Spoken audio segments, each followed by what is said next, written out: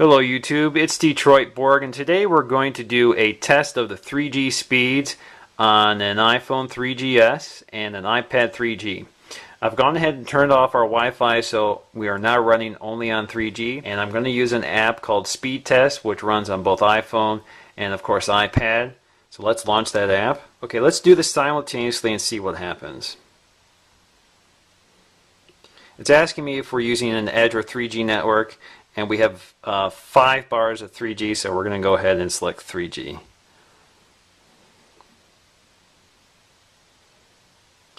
So it's testing network latency right now.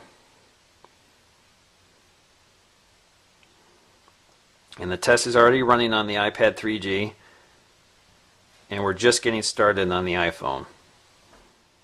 Okay, the iPhone is finished. Now let's see what our results are. Looks like the iPhone and iPad have very similar download averages. We're averaging about 2,087 kilobits a second for the iPad and 2,098 for the iPhone. That's very close. There's a little difference on the upload speed.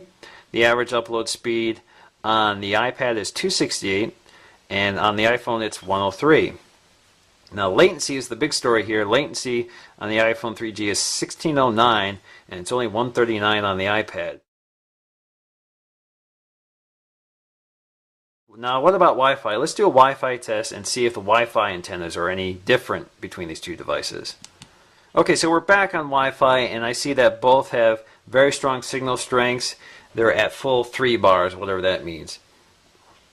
So let's go ahead and run that speed test again. This time we're using Wi-Fi, and this time, because we're sharing a Wi-Fi network, I'm going to do one first and the other second. That way they're not robbing each other of bandwidth. So first I'm going to do the iPad.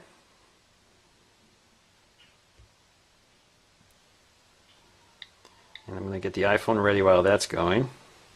This is about average for my ISP. I get about 6 down, or 6 megs down and about a meg up. And I have other devices running right now, so they're hogging some bandwidth. Now let's go ahead and test the iPhone. Okay, so my Wi-Fi speed is slower on the iPhone. I see 4644 average down and 544 average up. Now that contrasts quite a bit to the iPad, which is at 5357 down and 751 up, and that's more close to the capabilities of my ISP, and this is quite a bit short.